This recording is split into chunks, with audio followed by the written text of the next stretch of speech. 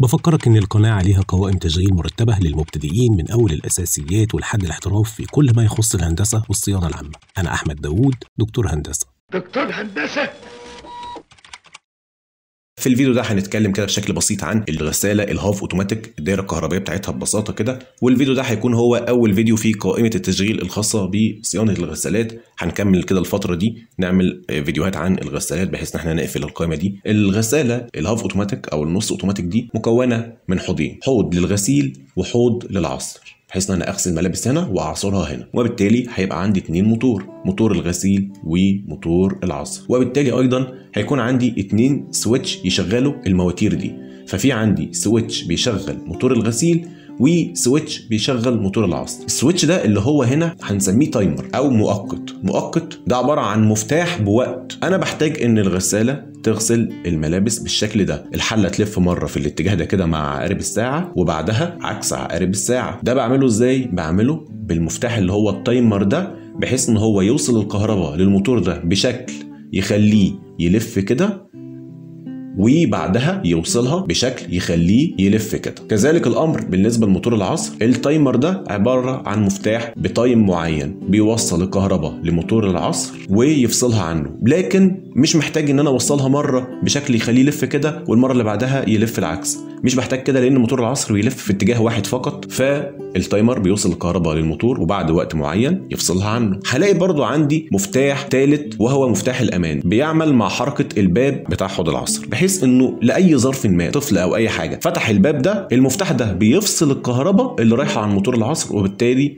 عمليه عصر الملابس تقف علشان بقى مفيش ميه ترطش بره او يحصل اي مشكله يعني. واخر حاجه معانا في مكونات الغساله الهاف اوتوماتيك هو المكثف. بيبقى احيانا عندنا مكثف واحد، واحيانا تانية بيبقى 2 مكثف، مكثف لموتور العصر ومكثف لموتور الغسيل. هنشوف بقى الدايره دي ببساطه مع الصوره التانية دي كده، الموضوع موضح فيها بشكل افضل. فبلاقي برضو هنا عندي موتور غسيل وموتور عصر. عندي فيشه الكهرباء طالع منها طرفين، ال 220 فولت، النيوترال واللاين. هاخد طرف منهم وادخله على المواتير بشكل مباشر. قبل ما اقول لك الحته دي، فاكر في الفيديو بتاع موتور الميه لما شرحت لك الملف الكهربي بتاعه من الداخل؟ لو انت مش عارف ملفات المواتير ارجو منك انك ترجع للفيديو ده عشان الموضوع هيبقى اسهل بالنسبه لك كتير. اي موتور بيبقى طالع منه 3 اطراف او 4 اطراف، يعني هو المفروض طالع منه 4 اطراف وفي طرفين انا بضمهم على بعض فبيبقوا طرف واحد. الموتور زي ما انا كنت قلت لك قبل كده طالع منه ملف تشغيل وملف تقويم، طرفين من ملف التشغيل وطرفين من ملف التقويم. ادي طرف اولاني من ملف تشغيل وادي طرف اولاني من ملف تقويم، اللي هو بنسميه بداية تشغيل وبداية تقويم، او نهاية تشغيل ونهاية تقويم. المهم ان ده طرف تشغيل وده طرف تقويم. بلاقي ان برضو في طالع طرف تشغيل وطرف تقويم بضمهم على بعض وبسميه الكومن. هتلاقي طالع معاك 3 اطراف من الموتور بتاع الغسيل والموتور بتاع العصر. 3 اطراف عبارة عن واحد تشغيل وواحد تقويم. الاثنين دول اللي هم التشغيل والتقويم دول بيدخلوا على المكثف.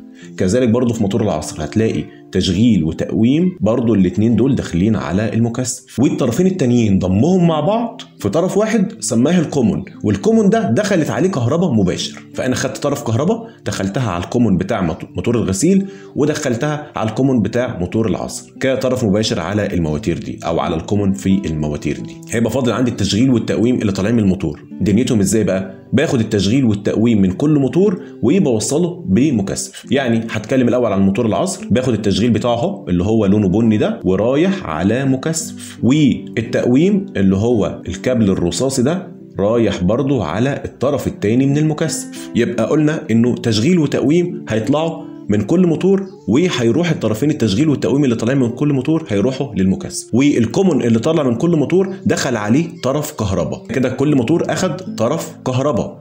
الطرف الثاني من الكهرباء بقى هيدخل بتايمر. هدخل طرف الكهرباء على تايمر الغسيل مره وهدخله على تايمر العصر مره. هنبتدي كده بالعصر. ادي طرف الكهرباء دخل على التايمر وطلع منه طرف اهو عشان يروح لموتور العصر. هيروح عن طريق ايه؟ عن طريق مفتاح تاني، مفتاح امان تاني. ده المفتاح اللي هو متصل مع الباب. الباب لو اتفتح المفتاح ده هيفصل، فهيفصل الكهرباء، هيفصل الطرف ده عن الطرف ده، وبالتالي هيفصل الكهرباء ما يوصلهاش لموتور العصر. طيب الكهرباء دي داخله بقى على التشغيل ولا على التقويم؟ قلت لك قبل كده في الموتور بتاع الميه انه الكهرباء بتدخل على ملف التشغيل. يبقى ملف التشغيل اللي واصل المكثف بوصل فيه طرف كهرباء، وملف التقويم واصل بالمكثف فقط. وهو ده موتور العصر بيلف في اتجاه ثابت ايا كان كده او العكس كده، مش زي موتور الميه بتلف في اتجاه ثابت ما بيعكسش الحركه. نفس الكلام بالنسبه لموتور الغسيل، برضو طرف الكهرباء بيدخل اهو على تايمر الغسيل وبيطلع بقى، بس بيطلع مرتين، مره بيطلع على ملف التشغيل ومره بيطلع على ملف التقويم. غير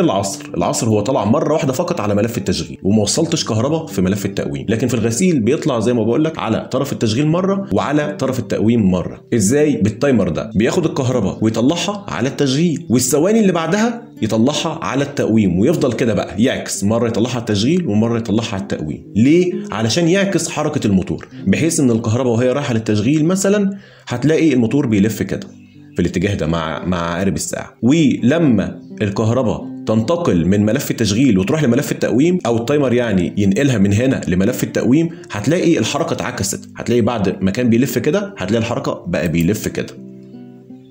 لان هو ده اللي انا عايزه من حوض الغسيل، ان هو يلف مره كده ومره يلف كده، يعكس الحركه عشان يغسل الهدوم كويس. فموتور الغسيل بيبقى مصمم بشكل ان ملف التقويم وملف التشغيل بيبقى ليهم نفس القدره والخصائص علشان الاثنين اقدر ادخل عليهم كهرباء. لكن في موتور العصر كده كده التشغيل والتقويم واصلين بالمكثف، الملف اللي فيهم اللي داخل عليه كهرباء هو ده ملف التشغيل، لكن لو الكهرباء دخلت على ملف التقويم الموتور ده هيتحرق، لانه مصمم بشكل ان ملف التقويم مش بنفس قوه ملف التشغيل، ما يستحملش الكهرباء تدخل عليه. وده برضو زي موتور الميه، لو الكهرباء دخلت على ملف التقويم بعد شويه كده هتلاقيه اتحرق يعني، وهتلاقي حركته اتعكست. لكن موتور الغسيل هنا بيبقى مصمم انه ملف التشغيل وملف التقويم لهم نفس الخصائص، بحيث ان الاثنين يتحملوا دخول الكهرباء عليهم، فبلاقيهم بالظبط شبه بعض. فسواء قلت الاخضر تقويم والاصفر تشغيل ده صح، ولو قلت الاصفر تقويم والاخضر تشغيل ده صح، الاثنين ملفين ليهم نفس الخصائص تماما وبيستحملوا دخول الكهرباء عليهم، ولما الكهرباء بتنتقل بينهم بتلاقي حركه الموتور اتعكست، وهو ده المطلوب فيه تايمر الغسيل. عشان تبقى فاهم الموضوع بتاع التشغيل والتقويم بتاع المواتير ده، انا شرحته بمنتهى البساطه للمبتدئين جدا في الفيديو اللي بقولك عليه، ارجو انك ترجع ليه لو مش عارف الموضوع ده بشكل كبير يعني. المره الجايه ان شاء الله هتكلم في الغساله الاوتوماتيك، اتكلم فيها بشكل عملي بقى، هجيب لك غساله كمان نشوف مكوناتها بشكل عملي للمبتدئين، يعني مكوناتها للناس اللي لسه تبدا من تحت يعني في المجال، بحيث ان احنا ان شاء الله نعمل قائمه تشغيل كامله للغسالات وصيانتها. اتمنى يا رب اكون بفيدك، ارجوك ما تنساش والدي من صالح دعائك، ولو استفدت مني حاجه يا ريت تدعي لي وليك بالصحه والستر وراحه البال والهدايه للطريق الصحيح والمستقيم.